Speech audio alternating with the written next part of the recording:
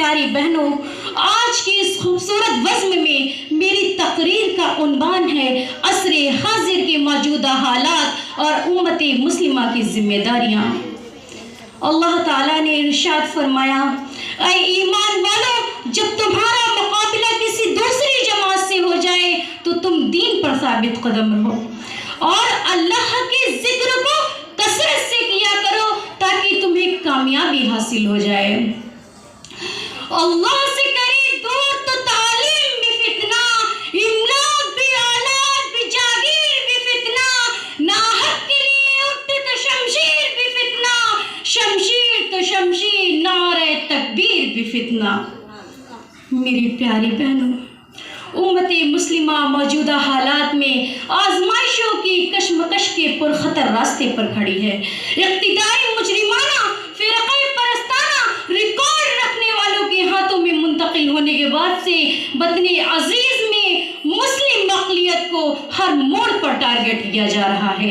ان کے جان و مال، عزت و آبرو کو نقصان پہنچانے کے بے شمار واقعات پیش آ رہے ہیں۔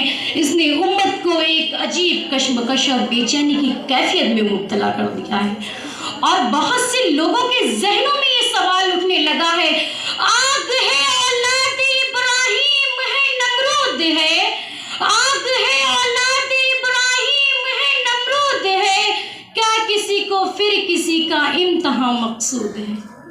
میری پیاری بہنوں، اس سے زیادہ غمناک صورتحال ان مظلوموں اور بے سہارا مسلمانوں کی ہے کہ جن پر ظلم ڈھانے والوں کے بربریت دہشتناک کے لیے الفاظ نہیں ملتے۔ کیا بیان کروں، کس طرح بیان کروں، کس طرح مقید کر کے جبر و زور اور سفاقیت کے پہاڑ توڑے جا رہے ہیں۔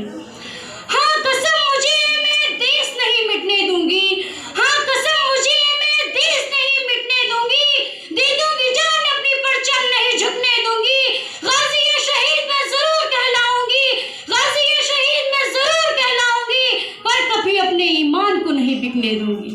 میری پیاری بہنوں، ظلم کی رات کتنی بھی طویل ہو، انصاف کی صبح ضرور آئے گی۔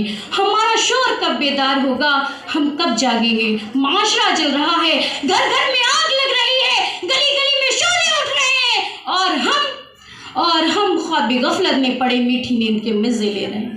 ان ساری چیزوں کو آنکھوں سے دیکھنے، کانوں سے سننے، عقل سے سمجھنے کے بعد ہم اندھے کیوں ہو جاتے ہیں، ہم بہرے کیوں ہو جاتے ہیں؟ کیا ہندوستان ہمارا وطن نہیں ہے؟ کیا ہندوستان کی ہم پہچان نہیں ہے؟ کیا ہندوستان کی مٹی میں ہمارا خون نہیں ہے؟ ہاں مجھے کہنے لے دیجئے، کیا ہندوستان ہمارا اور آپ کا دیس نہیں ہے؟ ہندوستان کی سچی وفادار میں ہی ہوں، ہندوستان کی سچی وفادار میں ہی ہوں، خبروں سے پوچھو اصل میں حقدار میں ہی ہوں۔ دریا کے ساتھ وہ تو سمندر میں بہ گئے، دریا کے ساتھ وہ تو سمندر میں بہ گئے، مٹی میں مل کے مٹی کی حقدار میں ہی ہوں، مٹی میں مل کے مٹی کی حقدار میں ہی ہوں۔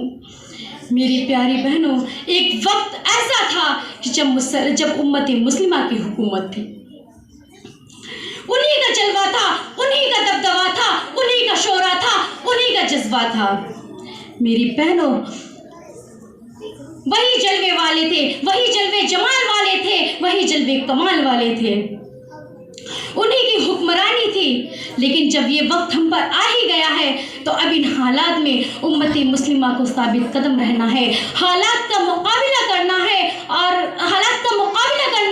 اور ملت ملک کی عزت و شرافت کو بحال کرنا ہم سب کی ذمہ داری ہے، اور اس احساس کو بھی دل میں جگانا ہے، جب قوم پر آفت آئی ہے، جب ملک پڑا ہو مشکل میں، جب قوم پر آفت آئی ہے، جب ملک پڑا ہو مشکل میں، انسان وہ کیا مٹنے کا احساس نہ ہو جس کے دل میں۔